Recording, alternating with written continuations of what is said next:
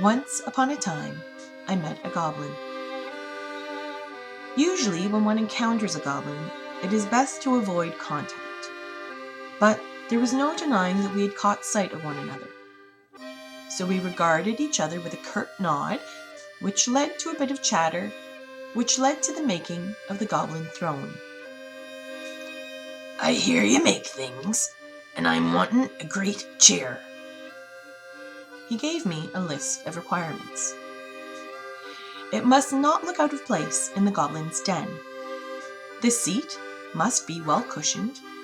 It should be embellished with poison berries and pointy things, and it must contain a secret chamber for goblin treasures. We made our arrangements, and I set to work.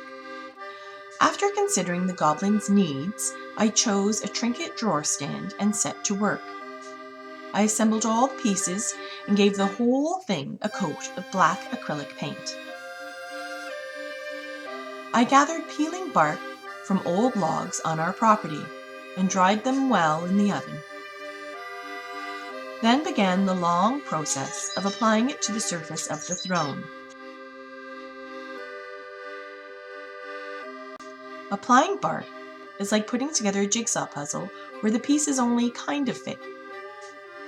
I apply it so that the grain of each piece flows in the same direction.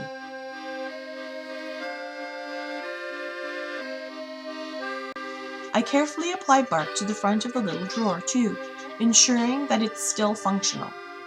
Later, I add an acorn cap as a handle.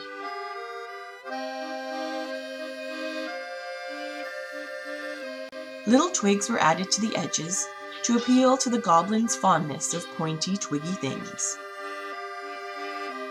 Throughout the making process, I test the drawer to ensure that it still fits and functions easily.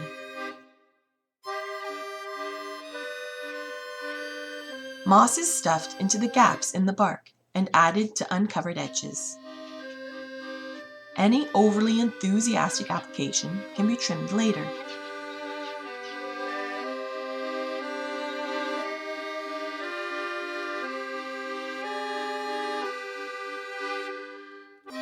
A wash of glue is applied and a dusting of flour soft is sprinkled into place.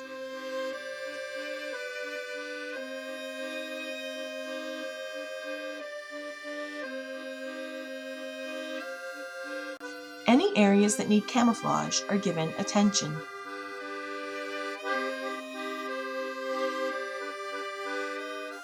A fat cushion of moss is applied to the seat of the throne.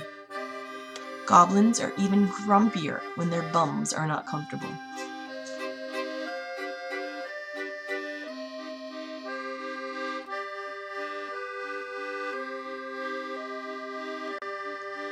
More fiddling and fussing and trimming and tinkering.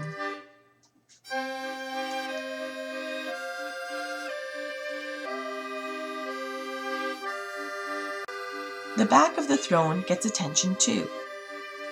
After all the bark and moss, I'll add details like pointed sticks, a metal crown topped with a copper bee, and those all-important poison berries will be added.